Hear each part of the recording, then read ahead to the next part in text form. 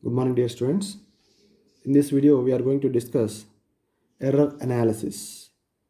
We start with the term error.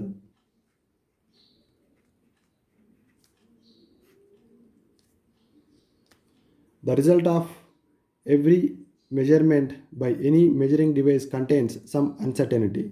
This uncertainty is called error. Yes, I'll tell you one example. Yes, suppose I have this ordinary scale. Now I have this pen cap. Now you want to measure the length of the pen cap. So actually the pen cap has some length, but when we measure with this ordinary scale, can we measure exact value? No. So we may get some less value or more value than the actual value. That means, so what happens when we try to measure the length of the cap with the ordinary scale? What happens? There is some uncertainty. There is some difference between the true length of the cap and the measured value. So there is a difference between these two, and this is called uncertainty. This uncertainty is called as error. Yes, now let us define accuracy. The accuracy of a measurement is a measure of how close the measured value is to the true value of the quantity. Suppose, again let us take this example, a pen cap and this one. Now I want to measure the length of the pen cap with the ordinary scale. I get some length. Now I use another instrument. Let's say vernier calipers. Now using vernier calipers, now I measure the length of the pen cap. So in which case do we get more accuracy? So compared to ordinary scale, when we use vernier calipers, we get more accuracy. That means the measured value will be more close to the true value. That means we will get when we take the ordinary scale and vernier calipers, the vernier calipers reading will be very close to the true length of the pen cap. That means, so which value has more accuracy, which measured value? That means measuring with ordinary scale, this is one measurement, and measuring with vernier caliper, that is another second measurement. So which measurement has more accuracy, we can say here? So the second one. So the measurement taken by vernier calipers has more accuracy compared to the ordinary scale, we can say. Yes, now let us define precision. Precision tells us to what resolution or limit the quantity is measured. Yes, now I'll explain the difference between precision. First let us write the definition of precision, then I'll explain the difference between accuracy and precision. Yes, so this is the definition of precision. Precision tells us to what resolution or limit the quantity is measured. Now I would like to take an example. I want to explain the difference between accuracy and precision. I am taking an example. So I am taking this pen cap. So the diameter of this pen cap is close to, let's say, the true value I am writing here. Yes, so diameter, yes, let's say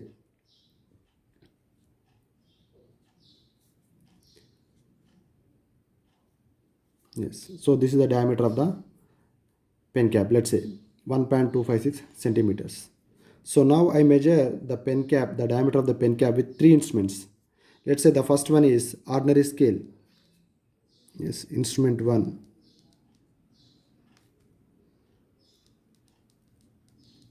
Instrument 1 measure, I am measuring the diameter.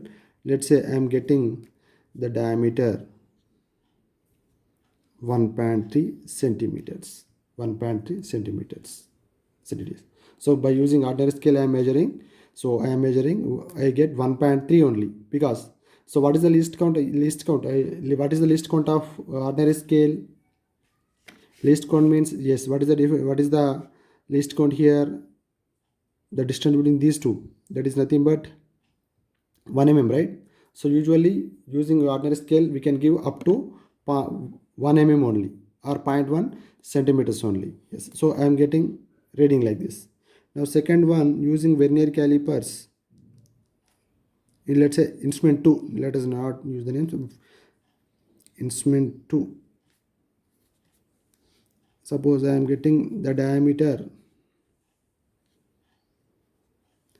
1.26 centimeters, I am getting like this. So using instrument 1 I am getting this reading 1.3 centimeters. Using instrument 2 I'm getting reading. Instrument 2 means, yes, the second instrument, let's say vernier calipers. So I'm getting diameter 1.26 centimeters. Now see guys, in these two readings, which reading has more accuracy? The second measurement has more accuracy because it is very close to this one and it is more precise too. Just try to understand, the second measurement has more accuracy and more precision too, isn't it? Yes. Now I take the third one, third instrument, that is instrument 3. I am getting diameter, let's say it's a screw gauge. Suppose I am getting 1.176 centimeters. Let's say just we are taking example like this. So here we are taking the third reading like this. So we have only one pen cap, but I am measuring the diameter with 3 instruments. One is, let's say, ordinary scale, vernier calipers, and screw gauge. So in the first reading I am getting 1.3 centimeters, in the second reading I am getting 1.26, in the third reading I am getting 1.176 centimeters. Now see here, when we compare the first two, what's happening is, so the second reading has more accuracy and more precision. More accuracy, the second measurement has more accuracy and more precision. But what about the third one? Compared to the second reading, what about the third one, guys? So it has less accuracy, but it has more precision. Why less accuracy? It is not very close to this one, right? So compared to the two readings, compared to these two readings, so this is not close to the actual value, isn't it? Yes. But when we see the precision, so here up to what's happening, up to 0.01 centimeters only we are measuring, and here we are able to measure 0.001 centimeters. Up to that value we are able to measure. That's why here this reading has less accuracy but more precision. Less accuracy and more precision. Now when we take these two also, when you compare these two, what's happening, guys? So this reading has less accuracy and more precision when you compare to this one also. So this measurement has less accuracy and more precision. Now when you are getting the three measurements, now which one is a better instrument in this case? In this case, ordinary scale or vernier calipers or screw gauge. Of course, using screw gauge we can get more accuracy, but if the instrument has some error, already it has some negative error, if it has some negative error, what happens? So we'll get like this. So the instrument may not give exact reading, so it may give a wrong reading, but it always, when you compare vernier calipers, screw gauge has more precision. Now hope you are able to understand the difference between accuracy and precision. So in these three instruments, so which instrument has more precision? Screw gauge. When you compare these two, which instrument has more precision? So this instrument has more precision compared to this one. But when you compare the three instruments, what happens? So the third measurement has more precision, but which measurement has more accuracy? The second measurement has more accuracy. Yeah, this is about accuracy and precision. Now let us see the types of errors. The very first one is systematic errors. The systematic errors are those errors that tend to be in one direction, either positive or negative. So how are the systematic errors? The errors tend to be in one direction, either positive or negative. Now let us see the sources of systematic errors. That means how we get or why we get systematic errors. Yes, so these are the source of systematic error. The very first one is instrumental errors. Just now we have seen what's happening is, so we are taking the three readings, instrument 1, instrument 2, instrument 3. So in the third case, what's happening is, so we have more precision but less accuracy. Then that means we are getting more error, right? So this error is due to instrumental error. That means the instrument already has some error. In this case, the instrument has some negative error. That is the reason why the measured value is not close to the true value. So this type of errors are called instrumental errors. Instrumental errors. Now the second source, imperfection in experimental technique or procedure. So when we do not follow the actual procedure, but then what happens? Definitely we'll get errors. So such type of errors are called, such type of errors we get imperfection in experimental technique or procedure. This is the second, another source of systematic errors. And the third one is personal errors. That means if the experimenter has some vision problem, he may not see the exact reading, right? So in such case also what happens? So the whatever the reading which we take and the true value, these two are not same. There will be some error. So this type of errors are called personal errors. The second type of error is random error. Random errors are those errors which occur irregularly, unpredictable fluctuations in temperature, voltage supply, mechanical vibrations. Suppose we are doing experiment in a room. So when we start experiment, we suppose the temperature is less. So as the temperature is going, as the experiment is going on, isn't it? So after some time, if the temperature increases, what happens, guys? Due to the increase in temperature, what happens? The readings may vary, isn't it? Yes. And suppose we are doing experiment with electrical supply. If the voltage changes, what happens, guys? Again, whatever the readings which we get, the reading vary. So this type of errors are called random errors. The third type of error is called least count error. First we should know what is least count. Now I'll tell you what is least count. The smallest value that can be measured by the measuring instrument is called its least count. So what is least count? The smallest value that can be measured by the measuring instrument is called its least count. So if we take example, so what is the least count of this ordinary scale? Usually, so what is the distance between two lines here? The distance between the two lines is 1 mm. That means, so 1 mm is the least count of the ordinary scale. In a similar manner, that means, so if I have a paper which has thickness less than 1 mm. Now can I measure the thickness of a paper using this ordinary scale? No. That means, so if the thickness or length of any object is more than 1 mm, then only this instrument can be used. That means this scale is used to measure the length of the object or thickness of the object.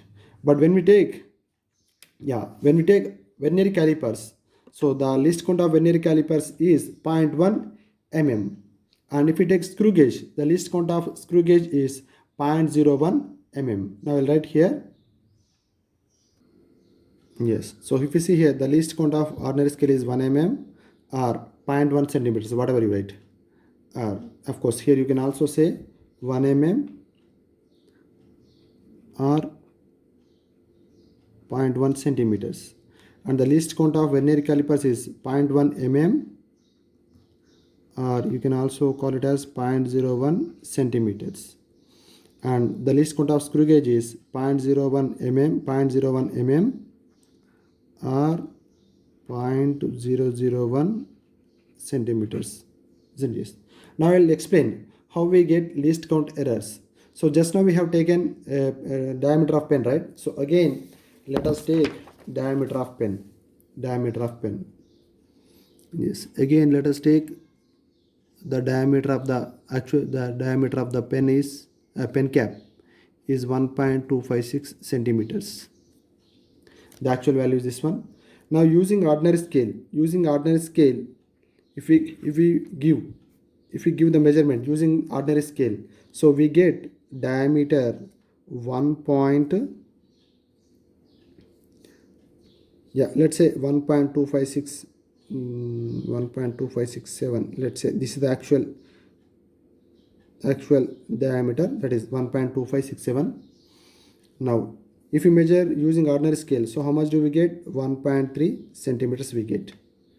And using vernier calipers, if we measure, what happens, guys? 1.26 centimeters we get.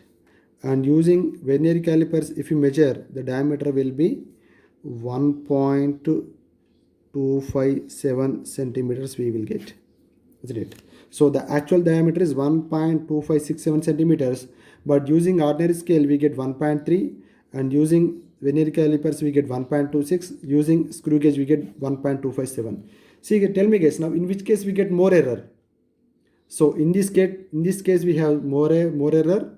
So compared to this one, here we have less error. Compared to this one, we have very less error, because so in which case we have less least count of this instrument is 0.001 centimeters. That means so least count is less, that's why here we are getting less error, and here least count is more, that's why in this case we are getting more error. So in this case, what is the least count? Least count of ordinary scale, that is 0.1 centimeters. That's why, that means we can measure up to this value only. When we measure in centimeters, so after point we get only one point. Using vernier calipers, we get after point we get two decimal points, and when we measure using screw gauge, after point we will get 3 decimal points, isn't it? That means, so what's happening is here in the three cases we are getting errors, but in which case we are getting less error? In this case we are getting less error because the least count is smaller compared to other two measurements. Hope you understand this one. I mean, how we get errors due to least count of the instrument. So here the least count of instrument is more, that is 0.1 centimeter. That's why here in this case we are getting more error when we see the three readings, and in this case we are getting less error because the least count is less. Now let us define the term absolute error. The magnitude of the difference between the individual measurement and the true value of the quantity is called the absolute error of the measurement. So how do we define absolute error? The magnitude of the difference between the individual measurement and the true value of the quantity is called the absolute error of the measurement. Yes, so this is the definition of absolute error. Now let us try to understand more about absolute error. So for that one, suppose the values obtained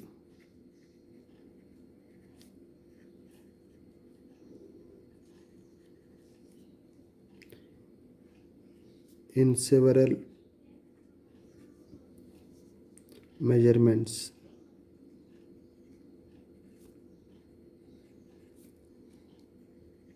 are A1, A2, A3 and so on. That means, yes, suppose I have this pen cap. Now I want to measure the length. So I take an instrument and I measure the length n times. If we measure only one time, we may get wrong value, right? That is the reason why whenever we do experiment, what do? We do more times. We take reading more times and we take average. So that means here A1, A2, A3 means, let's say you can also say L1, L2, L3 and so on. That means we are measuring the length of this pen, the length of the pen cap n times. Now you want to know mean value of the length. Then what do guys? Mean value means we take average value, right? Then A mean. Yes, this is applicable not only for length, for any measurement. That's why we are simply saying A1, A2, A3 and so on. Now we are not using the term length. Then A mean value is equal to, what do guys? So we add all the readings, right? So A1 plus A2 plus A3 plus and so on plus An divided by n, or simply you can write summation over I equal to 1 to n, and simply we write ai by n. Both are same. Summation over I equal to 1 to n means we have to add a terms n times divided by n. Now this is the mean value. Of course you can also say this is the true value, isn't it? Individual values may be different, but the mean value doesn't change, right? It's a constant, right? So we can treat this mean value as a true value of the quantity. Then we write then the errors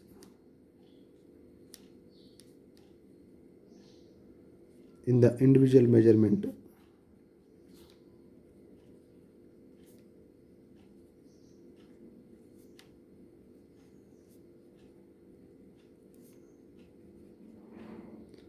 measurements.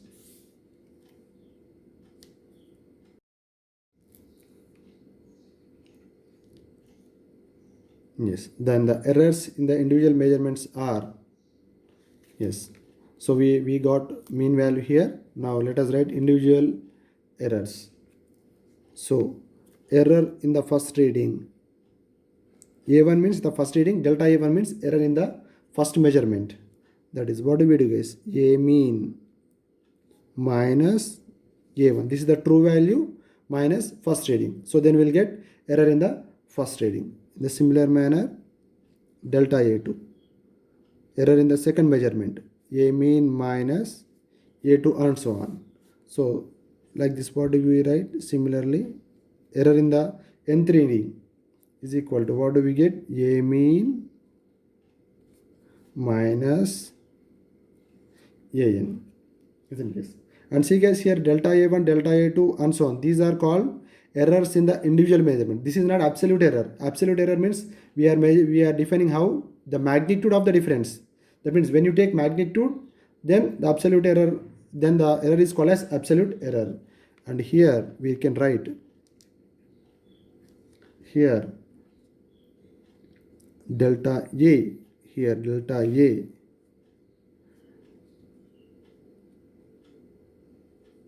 is called absolute error, and it is always positive. It is always positive. That means, so when you say delta a1, it is the error in the first reading.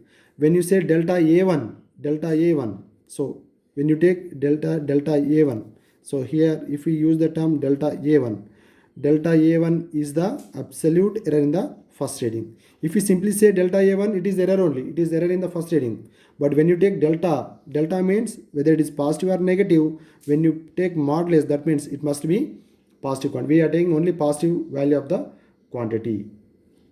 Now let us define mean absolute error.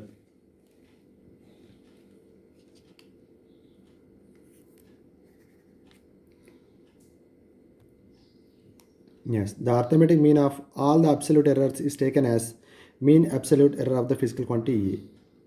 So here we take delta A1. Delta A1 is the absolute error of the first measurement. Delta A2 is the absolute, modulus of delta A1, and modulus of delta A2 is the absolute error of the second measurement, and so on. So we are adding all the individual absolute errors and divided by n times, because we are taking measurements n times. So then we will get mean value, right?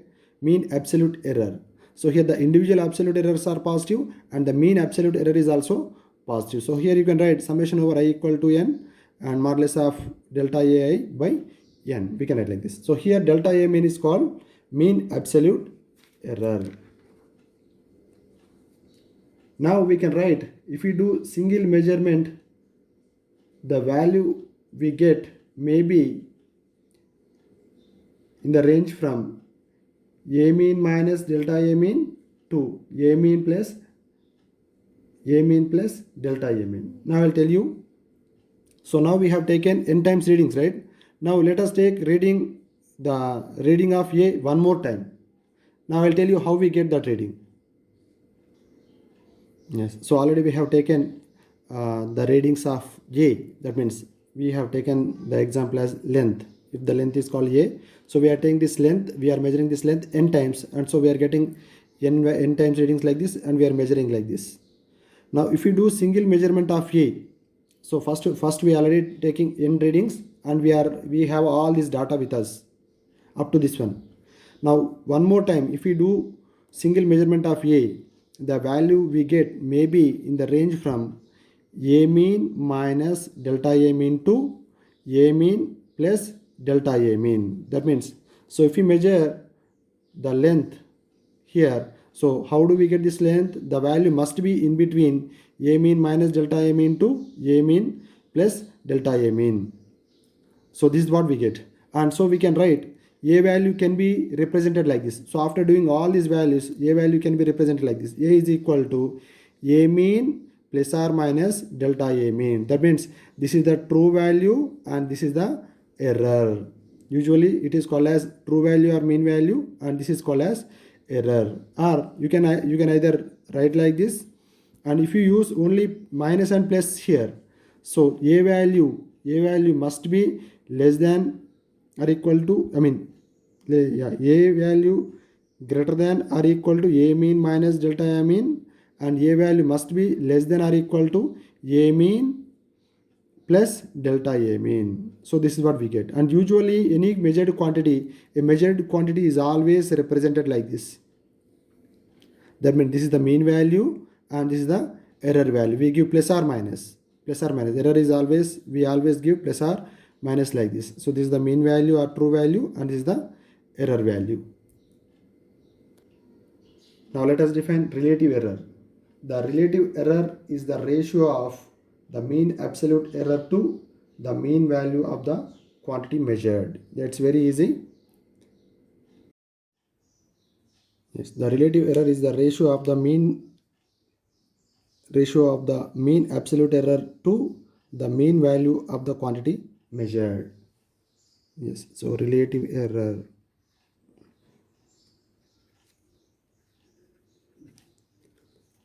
is equal to, so what do we write? It is the ratio of mean absolute error to mean value of the quantity A mean. So this ratio is called as relative error.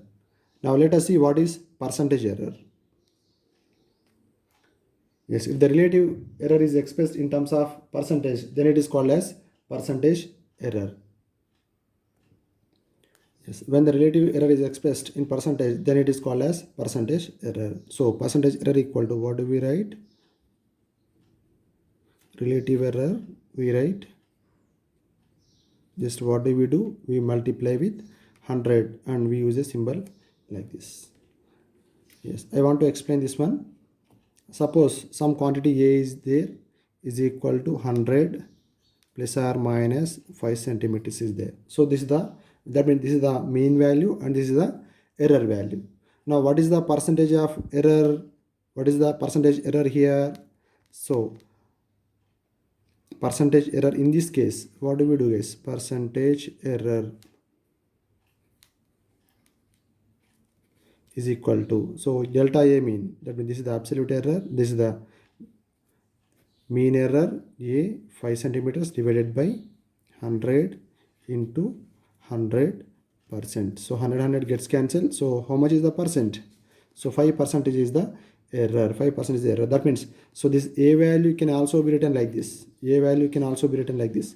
A is equal to 100 centimeter plus or minus 5%, plus or minus 5%. Either you can write like this or like this. Both are same.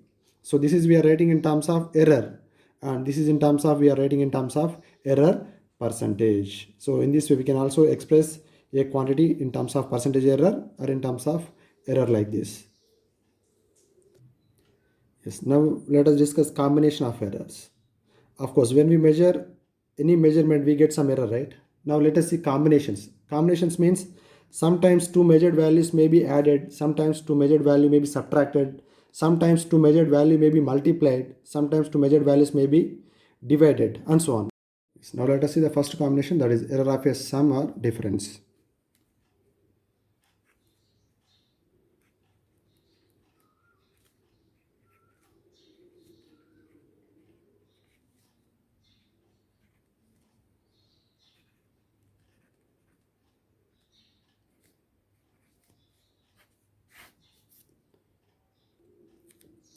Yes, suppose two physical quantities A and B have measured values A plus or minus delta. That means this is the value and this is the error, and B plus or minus delta base. So this is the mean value and this is the error respectively. Now we wish to find error in the sum. Now we want to add the two quantities A and B, and when we add A and B quantities, we will get some other quantity, and for that quantity now we want to find error. So Z, let Z is equal to A plus B, A plus B, A plus only, A plus B. Now let us introduce error here. So let us introduce error in the right side and let us introduce error in the left side. So this side, when we introduce error, what do we get? Z plus or minus delta Z, and here A plus or minus delta A plus B plus or minus delta B, we get like this. Now, so Z plus or minus delta Z, and here write A plus B. Here we write A plus B plus or minus delta A plus or minus delta B, we get like this. Now Z is equal to, we are assuming Z is equal to A plus B, right? So we can cancel Z this side and A plus B this side. So plus or minus delta Z is equal to, what do we write? Plus or minus delta A plus or minus delta B. Now let us write the maximum possible error in Z. So here what is delta Z? Error in Z, right? So the maximum possible, the maximum possible error in Z. So that is delta Z. Error in Z, we call it as delta Z, is equal to, what do we write guys? Here we have plus or minus. So maximum error means, when do we get maximum error? When we add these two errors, we get maximum error, right? So delta A plus delta B. So this is the maximum possible error in Z. So here delta A and delta B are the errors in the individual measurements. Then when we add these two quantities, we are getting a new quantity Z, and in that new quantity Z, so what is the maximum possible error? That is delta A plus delta B. That means when two quantities are added, the absolute error in the final result is the sum of absolute error in the individual measurement. This is the absolute error in the first measurement, and this is the absolute error in the second measurement. When we add these two things, we get the error in the final result. Yeah, we get error in the final result. Delta Z is equal to delta A plus delta B. Now let us see error in the, here we are saying error in the sum, right? Now let us see error in the difference. Now let us see error in the difference. Just now we have discussed how to find error in the sum, right? Now, so for difference, again we take two quantities. Again we take two quantities like this. Suppose two physical quantities A and B have measured values. A, that is A plus or minus delta A, and B plus or minus delta B respectively. Now these two are the individual measurements. Here we have taken Z equal A plus B, right? Because we want to find error in the sum. Now we want to find error in the difference. So for that one, what we do is, let Z is equal to A minus B. We assume Z is equal to A minus B. Now let us introduce error. So this side and right side and left side. So Z plus or minus delta Z is equal to, and this side A plus or minus delta A minus B plus or minus delta B, right like this. And this side we have Z plus or minus delta Z, and we have A minus B. Now we can write A minus B, and here we can write plus or minus delta A minus plus or minus, and we have minus. So we already have minus or plus, right? So when we take it out, it becomes minus or plus. Plus or minus both are same. So here we write plus or minus delta B. Now this side Z, we are assuming Z equal to A minus B, right? So this one and this one gets cancelled. Now delta Z is equal to, what do we get?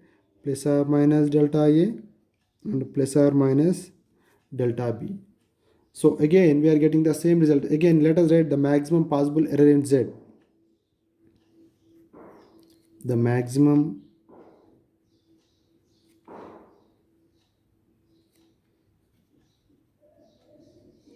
possible error in Z, that is delta Z is equal to, how do we get this? If we take minus, do we get maximum possible error? No. When we add these two things, when we get plus only, we get maximum possible error. So delta Z is equal to delta A plus delta B. That means in the case of sum or difference, in both cases the error in the final result is the sum of the absolute error in the individual quantity. Now here we can make a rule. By observing these two quantities.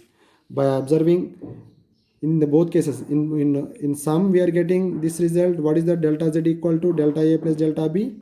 In the difference also we are getting the same result, that is delta Z is equal to delta A plus delta B. So after observing these two things, here we can make a rule, that is when two quantities are added or subtracted, the absolute error in the final result is the sum of the absolute error in the individual quantities.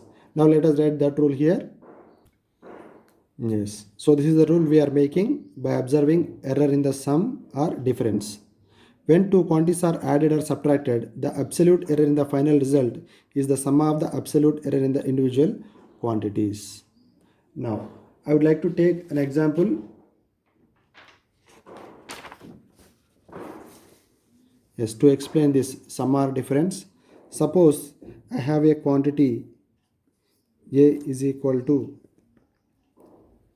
some 100 plus or minus 5 centimeters. Suppose I have another quantity, suppose 50 plus or minus 3 centimeters. Now I assume, first let us find the error in the addition sum. Z is equal to A plus B. Let us take like this. Now delta Z is equal to what do we get, guys? That is delta A plus delta B. Delta A plus delta B. So how much do we get? Delta A plus delta B, that is 5 plus 3. So how much do we get, guys?